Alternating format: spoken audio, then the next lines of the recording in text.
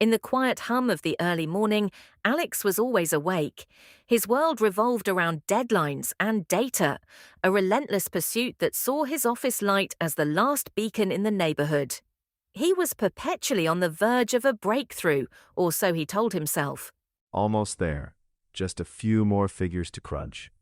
Alex mumbled, his eyes glued to the screen, a man battling an invisible clock.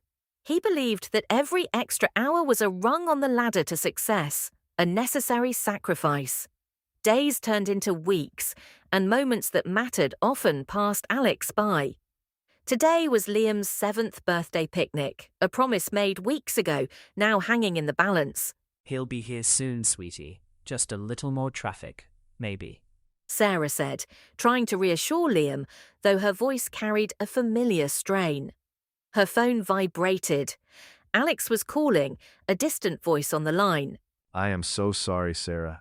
This client emergency, it just exploded. Alex's words were a well-worn excuse, a ghost in the machine of his life. Sarah closed her eyes briefly, a sigh escaping her lips. It's fine, Alex. We understand. Sarah said, her voice hollow. Liam's shoulders slumped, a small tear tracing a path down his cheek as he looked at the untouched cake. The silence that followed Alex's call was louder than any argument. The relentless cycle continued until one morning something shifted. The screen was dark, the coffee cold, and for the first time in what felt like forever, Alex wasn't racing against time. He saw the world outside his window, vibrant and alive, oblivious to his sleepless nights. What am I doing? He asked, his voice a whisper, almost unheard. He gently touched a dry leaf on the neglected plant, a silent testament to something he had overlooked.